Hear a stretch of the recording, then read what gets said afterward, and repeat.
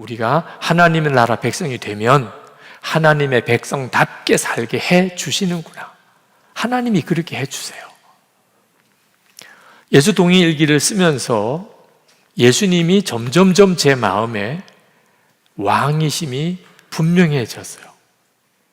물론 전에도 예수님 나의 왕이 되어 주시옵소서 그렇게 기도는 했습니다. 예수님은 나의 왕이라고 고백도 했고, 그런데 예수님이 나의 왕이 아무리 기도하고 고백을 해도 예수님이 나의 왕이 되시는 것 같지가 않아요. 결국은 내 마음대로 살고 또 내 마음대로 살고. 그런데 동행일기를 쓰면서 계속 주님을 생각해 보려고 하다 보니까, 그러니까 항상 주님이 생각이 나요. 누구랑 만날 때, 무슨 일을 할 때, 혼자 있을 때 주님이 자꾸 생각이 나니까 그 다음부터는 내 마음대로 못하게 되더라고요. 그러니까 여러분 마음대로 살고 싶으면 주님 생각하면 안 돼요.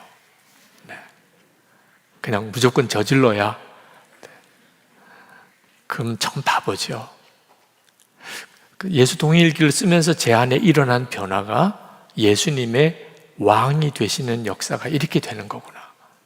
예수님이 나와 함께 계시다는 게 분명히 믿어지니까, 자꾸 주님이 생각나니까 그 다음부터 예수님은 내 삶의 왕이 되시더라고. 그러니까 예수님이 왕이 되시는 것이 하나님의 나라예요. 하나님의 나라는 하나님이 통치하는 것이잖아요. 그러니까 예수님이 내 안에 계신 게 분명히 믿어지고, 그리고 예수님이 점점점 내 삶에 뚜렷한 존재감이 느껴지기 시작하니까 비로소 하나님의 나라는 이렇게 사는 거구나. 그래서 하나님의 나라 백성으로 사라지는 일이 벌어집니다. 또 하나가 매일 합심 기도예요. 하나님의 나라를 위해서 매일 밤 10시에 기도문을 여러분에게 나눠드리고 같이 기도하잖아요. 처음에는 이렇게 매일 기도문을 보내드리는 일이 그저 주님이 먼저 그의 나라와 의를 구하라 이렇게 말씀하셨기 때문에 우리가 그렇게 살아봐야 되겠다, 이런 방법으로라도 억지로라도 하나님 나라 위해 기도해야 되겠다, 그리고 보내드린 거예요. 근데 엄청난 유익이 생겼어요. 제 안에 하나님의 나라가 점점점 분명해지게 된 거예요. 여러분 중에 하나님의 나라를 정말 나도 눈이 뜨이고 싶은데 하나님 나라 눈을 좀 열어주세요. 믿어지게 해주세요. 그래야 하나님 나라 백성답게 살 거 아니에요. 그런 분들이 계시면 먼저 하나님의 나라와 의를 위하여 기도하라고 하는 말씀에 순종해 보세요. 그러면 제가 기도문을 보내고 또 기도하면서 제 안에 엄청난 변화가 일어나요. 하나님의 나라가 실제가 되기 시작한 거예요. 매일 합심 기도문을 보내드리는 일을 하기 전까지만 해도 하나님의 나라는 저에게 막연한 나라였어요. 제가 하나님 나라를 안 믿은 것도 아니고 하나님 나라가 중요하지 않다는 건 아니지만 하나님의 나라가 나에게 있어서 내 삶의 실제가 아니었어요. 잊어버리고 살 때가 많았고, 내게 있어서 중요한 것은 이 세상에서 사는 거죠. 근데 매일 하나님의 나라를 위해서 기도하고 진짜 먼저 기도하고 항상 기도하다 보니까 하나님의 나라가 저에게 있어서 너무나 분명한 실제가 된 거예요.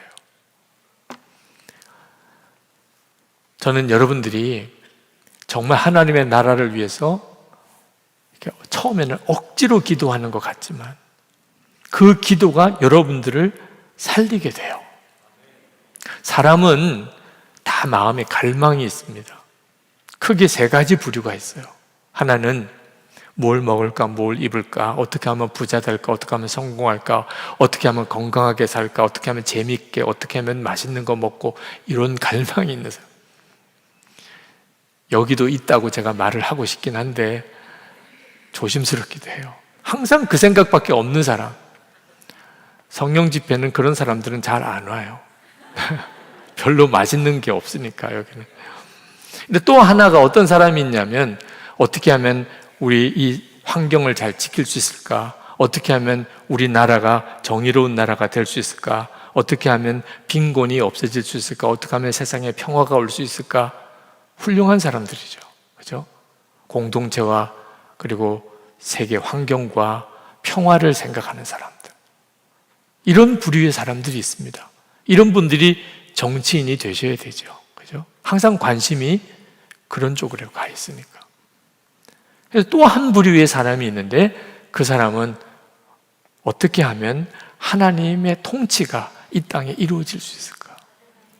어떻게 하면 모든 나라와 종족이 하나님 나라 복음을 들을 수 있을까? 이 부분이 중요한 부분이니까 강조. 효과음이 나오는 거예요.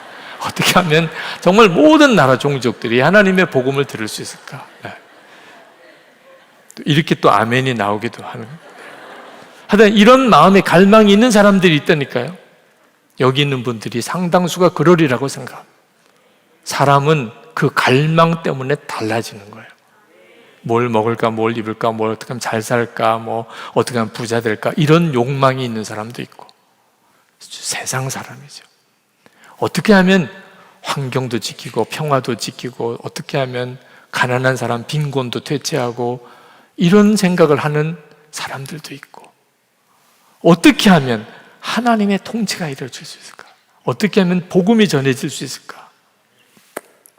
여러분의 마음의 갈망은 어떤 거예요? 좌절 느끼시는 분들이 있을 거예요. 근데 해보세요. 매일 합심기도 통해서라든지 꾸준히 하나님의 나라를 위해서 먼저 기도해보세요. 그러면 어느 순간에 여러분의 마음이 제가 지금 경험한 것처럼 하나님의 나라에 대한 소원으로 가득하게 돼요. 그리고 눈이 이렇게 열리게 돼요. 세상을 보는 눈, 나라를 보는 눈, 사람을 보는 눈, 눈이 달라져요.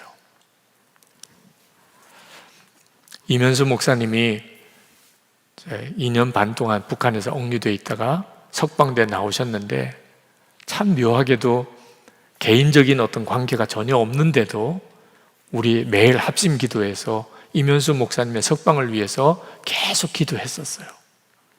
그리고 석방이 돼서 나오니까 와, 이보다도 더 놀라운 일, 기쁜 일이 없더라고요. 제가 그 목사님의 캐나다에 있는 교회까지 가서 그 목사님이 귀환하는 장면을 가서 옆에서 같이 다 봤어요. 근데 그때 느꼈어요. 이면수 목사님의 석방을 위해서 기도한 사람이 있고 기도 안 한 사람이에요. 기도한 사람은 이면수 목사님의 석방이 말할 수 없이 기뻐요. 기도 안 한 사람도 기쁘긴 한데 좀 마음이 빚이 있어요. 하나님의 나라가 임했을 때 하나님의 나라를 위해서 기도한 사람과 기도하지 않은 사람이 이런 차이가 있겠구나. 주님이 여러분을 만났을 때 하나님의 나라가 임하기를 진짜 기도한 사람을 주님이 모르시겠어요? 주님의 나라가 임했는데 주님의 나라를 위해서는 한 번 기도한 게 없어요. 그럴 때 주님 뵙기가 어떻겠어요? 독립운동을 한 사람과 독립운동을 하지 않은 사람이 독립이 되었을 때 달라지잖아요. 하나님의 나라는 말할 수가 없어요. 여러분, 하나님의 나라를 위해서 간절히 기도하는 성도와 교회가 있을 때 하나님이 그 나라, 그 교회를 어떻게 외면할 수 있겠어요? 하나님은 다 보고 계세요. 오늘 이 시간에도 영상으로까지 한 5,000명가량이 이 집회에 같이 참여하고 있는데 하나님의 나라를 위해서 간절히 기도하는 사람의 기도를 하나님이 어떻게 모를 수 있겠어요? 누군지는 하나님이 아실 거예요. 여러분이 하나님께서 기뻐하시는 일을 하는 일이 그렇게 어려운 일이 아니에요. 그리고 하나님의 나라를 위해서 기도하는 일은 말할 수 없는 복이 있는 거예요. 이제 이 시리즈 설교를 다 마치면서 여러분에게 정말 간곡하게 부탁을 드립니다. 하나님의 나라 백성은 표시가 있어요. 이 땅에서 벌써 그 표시가 있어요. 본인도 알아요. 주변 사람들도 알만한 사람은 다 알아요. 저 사람은 하나님의 사람이야. 중국 사람이 있으면 주변 사람 알잖아요. 저 사람은 일본 사람이야. 저 사람은 필리핀 사람이야. 하나님의 나라 백성은 더 말할 것도 없죠. 오늘 우리 마음에 그 간절한 기도가 있게 되기를 축복합니다. 저는요, 주님께서 천국을 전파하라 그러면서 병든 자를 고치고 죽은 자를 살리고 나병한 자를 깨끗게 하고 귀신을 쫓아내고 거저 받았으니 거저 주라는 이런 말씀을 읽으면서 우리 교회가 신비주의자들이 모인 교회는 아니지만 저는 개척 초기부터 기도합니다. 하나님, 이 교회에 하나님의 능력이 좀 나타나게 해주세요. 하나님의 능력이 나타나서 예배하는 가운데 좀 치유가 일어나고 병이 떠나가고 가정이 회복이 되고 내면의 상한 심령으로 끊임없는 분노가 확대 재생산되는 사람들의 그 마음의 병이 회복이 되는 일이 일어나게 해주시되 예배를 통해 일어나게 하여 주시옵소서. 여러분, 우리 개척 초기에 많은 일이 일어났습니다. 뇌종양으로 죽는다고 했던 그 청년이 기적 같은 하나님 은혜로 오늘도 살아서 보니까 그때 성가대하고 있더라고요. 그 청년이 깨어지고 이혼한 가정에서 예배를 통해서 다른 게 해준 거 없어요. 무슨 요란한 강사 모셔가지고 이상한 짓 한 적 없습니다. 예배 드리는데 가정 회복되더라고요. 특세 마지막 날 이혼한 가정이 재결합하는데 제가 정인이 되어준 적도 있습니다. 왜 오늘 여러분 멀쩡히 교회는 이 교회를 다니는데 병 생기면 이상한 권사님 찾아갑니까? 왜 교회는 이 교회 다니는데 문제 생기면 왜 기도원 찾아갑니까? 왜 찾아갑니까? 교회 안에서는 이런 일이 안 일어난다는 거 아닙니까? 금요 기도회에 와서 기도 왜 안 합니까? 교회 안에서는 이런 일이 안 일어난다는 거 아닙니까? 그러면 어떻게 해야 됩니까? 공교육 살려야죠. 그래서 자꾸 사교육 가면 됩니까? 학교 살려야죠. 여러분, 교회가 능력이 안 나타난다고 자꾸 외곽으로 다니면 교회가 어떻게 되느냐고요. 우리 모두의 소원은 하나님, 그 무슨 이상한 권사 찾아가고 이상한 기도원 찾아가고 그러다가 신비주의자 만나고 옆길로 빠지는 일이 너무 많은 현실인데 주여, 건전한 교회 안에서 하나님의 능력이 나타나게 하여 주옵소서. 건전한 교회 안에서 예배 드리다가 그런 일이 좀 일어나게 하여 주시옵소서. 우리 소원이에요.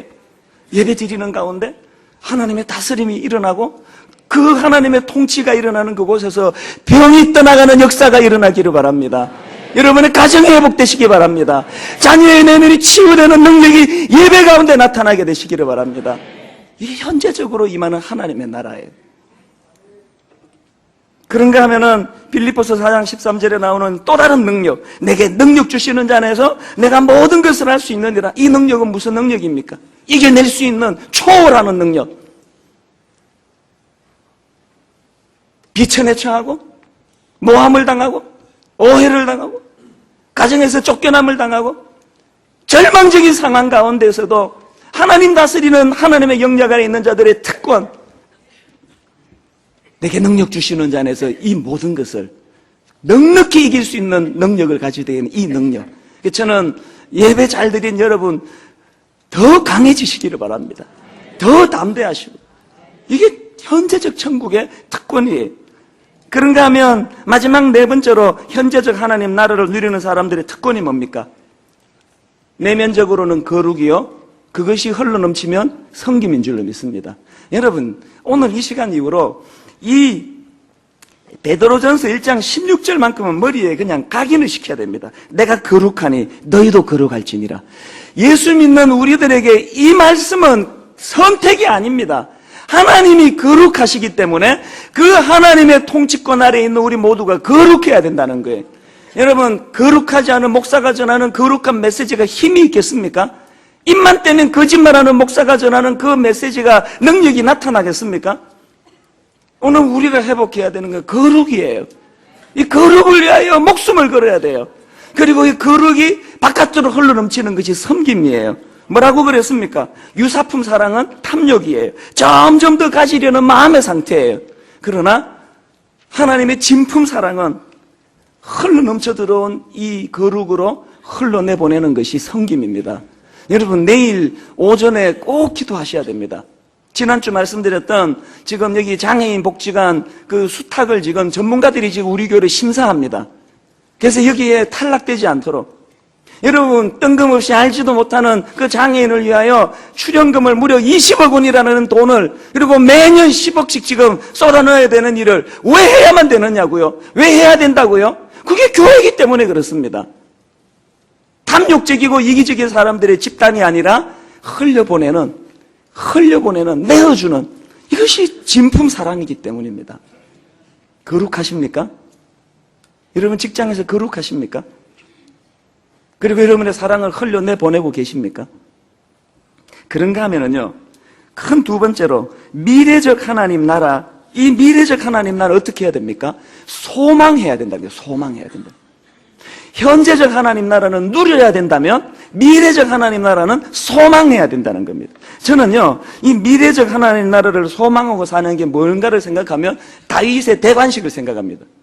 사무엘상 16장에서 이미 다윗은 왕으로 기름 부음을 받습니다. 하나님이 기름 부으시면 끝난 거 아닙니까? 이미 그때부터 그는 왕이에요. 그는 하나님의 기름 부으심을 받았는데 무려 15년 이후에 세상 왕으로 등극을 합니다. 이게 already와 not yet이에요. 하나님은 이미 그에게 왕으로 기름 부으셨어요. 그러나 아직 등극은 안 했습니다. 이게 already와 not yet이 이 당시 우리의 모습이에요. 다윗이 하나님이 인준해 주셨고 하나님이 기름 부으셨는데 눈 떠보니까 달라진 게 하나도 없어요. 핍박이 더 심해졌습니다. 15년을 도망 다녔습니다. 여러분, 어떻게 다윗이 그 인고의 세월을 이겨낼 수 있었을까요? 소망이에요, 소망. 다윗이 끊임없이 살해 위협을 당하고 이번에는 이제 죽었다. 도망갈 길이 없다. 인간의 생각으로, 인간의 상식으로 이렇게 내가 죽는구나 하는데 하나님이 또 피할 길을 주세요. 그러면 다윗은요, 그 피할 길을 모면하게 된 것도 감사하지만 그 피할 길을 통해서 무슨 확신이 있습니까? 이 하나님의 기름 부으심이 가짜가 아니구나. 미래를 소망하는 거예요. 저는 다윗의 생애를 보면서 영화 보면서 맨날 느끼는 거, 주인공은 죽지 않는다. 총알은 피해 다니고 주인공은 죽지 않습니다. 다윗에게 그 확신이 든 거예요. 내가 비록 세상적으로는 인정받지 못했지만 already 이미 나는 하나님의 기름 부으심을 받았다. 이것이 다윗을 절대로 좌절하지 않게 만든 능력인 줄 믿으시기 바랍니다.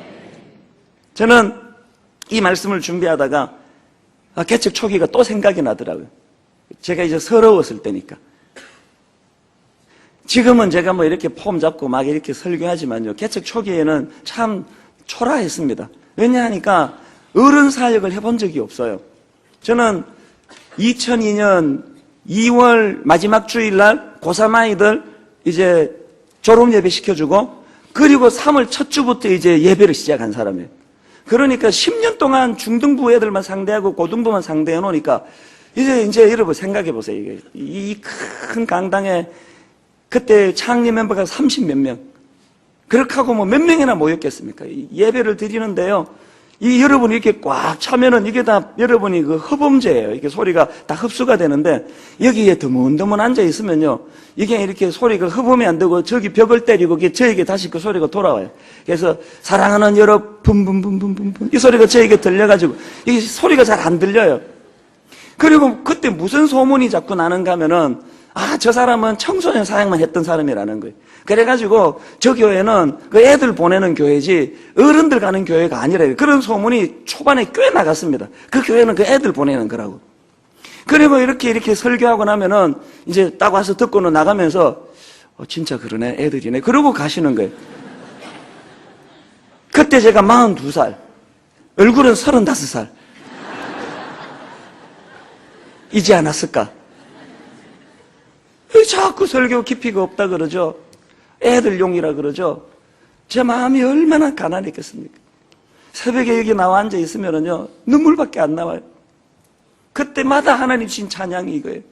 내 눈 주의 영광을 보내 우리 가운데 계신 주님. 왜 그 찬양이 그렇게 청성 맞았을까요?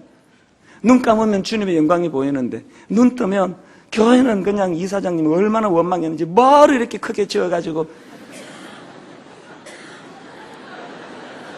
초라하게 짝이 없고 설교하려고 하면 자신이 없고 또 깊이가 없다 그러고. 중등부 애들은 다 깊다 그랬는데 이 눈을 감으면 현재적으로 임한 하나님 나라, 내 눈 주의 영광을 보내 우리 가운데 계신 주님. 눈물이 줄줄줄줄 흐르는 거예요. 그 빛난 영광 온 하늘 덮고 그 찬송 온 땅 가득해. 주의 영광 이곳에 가득해. 정말 이 찬양을 수백 번은 불렀을 거예요. 그리고 지나놓고 보니까요, 현재적으로 임하는 그 하나님의 사랑이 우리의 상식과 우리의 이성과 하나님의 방법으로 일어나는 일이 일어나는 거예요. 어제요, 국회의원 출마한 그 후보께서 이제 저에게 오셨어요. 잠깐 기도만 해달라고. 세상에 그 바쁜 분을 앉혀놓고는요, 잠깐 기도하고 가려는 사람은 다 40분 붙잡아 놓고, 근데 참 너무했습니다. 어제 그냥 여기 교회가 어떻게 생긴지 아느냐, 내가 뭐 했는지 아느냐, 나 청소년 사야겠다. 그리고 이 교회가 처음 생길 때 막 에코가 났다, 막 다 이야기 다 했어요. 다 그러면서 그거 그 하나님 없이도 설명되면 그게 교회냐고. 그 나보면은 하나님 없이는 설명될 수 없는 일이 막 일어난다고 막. 한 40분은 제가 다 이야기했는데 이분 대단해요. 이걸 다 듣고 계시더라고요. 가만히 듣고 계시더라고요. 제가 퍼뜩 정신이 들어가지고, 아이고, 이 바쁜 분한테 내가 시간을 너무 많이 썼습니다. 너무 죄송합니다. 이분이 뭘 하신지 아십니까? 뭐 이러면서 쉬는 거죠, 뭐. 그러시더라고요. 참 이 교양이 있는 분이세요. 저는요, 현재적으로 임한 그 하나님은, 그래서 교회가 이렇게 아름답게 성장한 것도 감사하지만 이 현재적으로 임한 하나님 나라를 보면서 저는 소망하는 거예요. 아, 하나님 살아계시는구나. 미래적으로 하나님 임하시는 거구나. 지난번 말씀드렸잖아요. 우리 아버지 평생 100명을 넘겨본 적이 없는 작은 교회 무명의 목사님이었지만 한국을 대표하는 옥하는 목사님 앞에서 우리 아버지가 조금도 그것에 굴리지 않는 건 뭐예요? 하나님 나라를 갈망하는 그 마음. 현실은 너무 초라한데, 현실은 교회가 잘 안 되는데, 그래서 40일 동안 금식하며 기도해야 되는데, 그 아버지 마음 안에 불타오르던 이 미래에 임하게 될 하나님의 나라에 대한 그 소망이 아들 대인 저에서 이렇게 구현되는 이것이 얼마나 저에게 그게 감격이겠냐는 거예요. 저는 오늘 결론을 맺으면서요, 여러분 현재적인 하나님 나라를 누리세요. 그리고 미래에 임하게 될 하나님의 나라를 소망하십시오. 그 하나님을 소망하면서 현실의 아픔과 상황과 찢겨짐, 그리고 이 엄청난 유혹들을 주님의 말씀의 능력으로 이겨내는 저와 여러분 되시기를 주님 이름으로 축원합니다.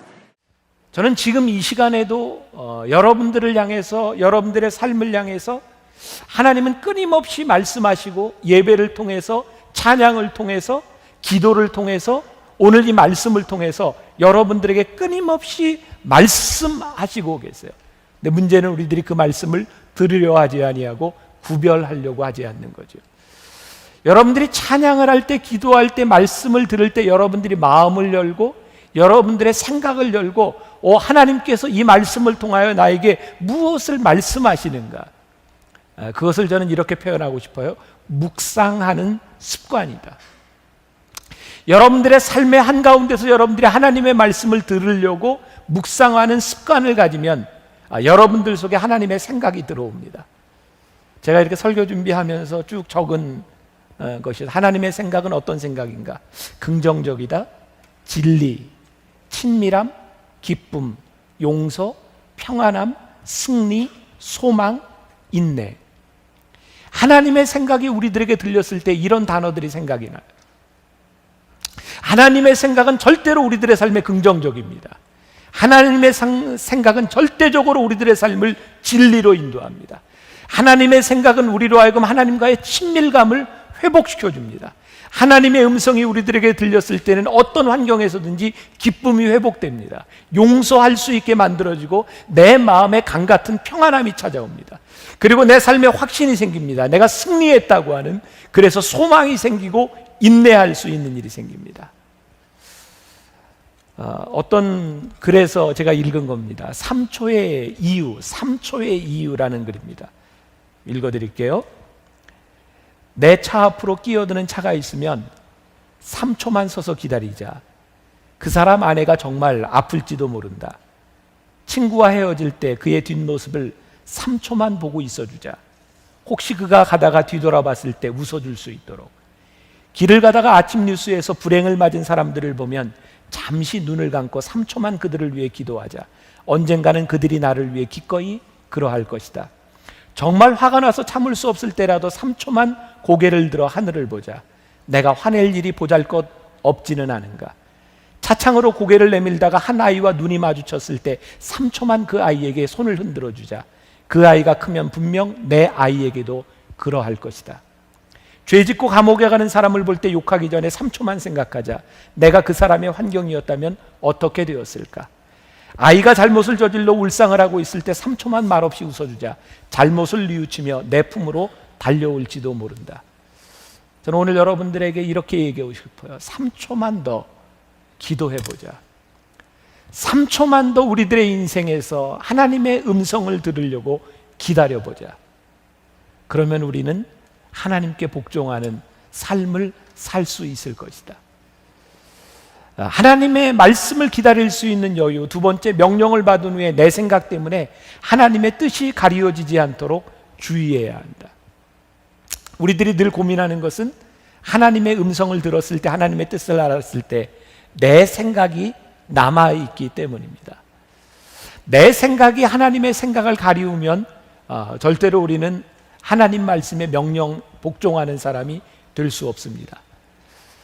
여러분들에게 그런 궁금한 일이 있죠. 정말 하나님과 뜻과 내 생각 사이에서 그것을 어떻게 구분할 수 있을까요? 여러분들에게 이런 마음이 있으면 조금 쉬워질 것 같아요. 내 생각과 하나님 생각 사이에서 조금 어려운 쪽에 가 있는 것이 하나님의 뜻일 경우가 훨씬 많습니다. 하나님의 뜻은 여러분들로 하여금 어렵지만 진리의 길에 서도록 만들어줍니다. 제가 금요일에 우리 어린이들, 교회 학교 어린이들 여기 같이 예배를 드리면서 어린아이들에게 물었던 것이 있어요. 얘들아, 너희들의 인생에, 참 제가 유년부 초등학교 애들한테 인생을 얘기했으니 너희들 인생에 빨리 가는 것이 중요하냐, 옳은 것이 중요하냐. 그랬더니 걔네들이 전부 한 목소리로 대답하더라고요. 옳은 것입니다. 제가 아이들에게 그렇게 얘기했어요. 얘들아, 오늘 저녁에 너희들이 기도할 때 하나님 앞에 너희들이 살아가는 동안 빠른 길이 아니라 옳은 길을 갈 수 있는 사람이 되게 해달라고 기도하자. 우리 사랑하는 젊은이들, 여러분들, 청년들을 바라보며 제가 이렇게 이야기하고 싶어요. 여러분들이 하나님 앞에 쓰임받는 사람이 되기를 원한다면 여러분들이 빨리 가기를 원하는 것보다 늘 옳은 길을 갈 수 있도록 하나님 앞에 기도하는 사람이 되었으면 좋겠다. 우리에게 오는 불리함 때문에 그 명령이 내려졌음에도 불구하고 묻고 또 묻고 묻고 또 묻고, 우리들이 묻는 이유는 딱 한 가지입니다. 하나님의 명령을 몰라서가 아니라 그 하나님의 명령을 따르기가 너무 힘들고 버겁기 때문에 묻고 또 묻습니다. 그러나 하나님은 우리들에게 명령하셨을 때, 우리들에게 진리를 이야기하셨을 때 그 명령을 바꾸시지 않습니다. 여러분들이 순종하기를 원하십니다. 우리들이 순종하게 될 때 하나님은 그 순종할 수 있는 능력도 우리들에게 주십니다. 왜? 하나님은 우리들에게 감당할 시험밖에는 주시지 않는다고 약속하셨기 때문입니다. 문제는 우리들이 순종하지 않고 그 어려움을 바라보고 움직이지 않기 때문에 우리들 속에서 하나님의 역사를 경험하지 못하고 있을 뿐입니다.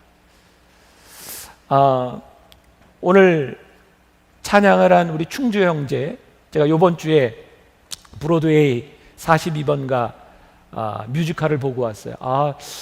참 우리나라 뮤지컬 진짜 잘 만들어, 그죠?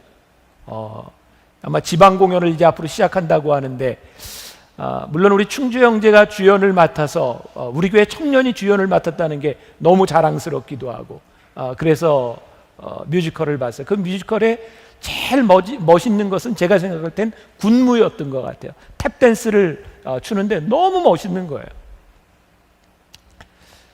근데 거기에 있는 그 모든 사람들이 어쩌면 크게 사진 나온 사람들은 주연들밖에 없어요. 그런데 그 주연을 빛나게 하는 것이 조연입니다. 그 많은 사람들이 일사불란하게 춤을 추지 않았다면 그 뮤지컬은 빛을 발했을지도 몰라요. 그런데 정말 멋진 조연들과 함께 주역이 빛이 납니다. 우리들의 인생의 주인이 누구인가?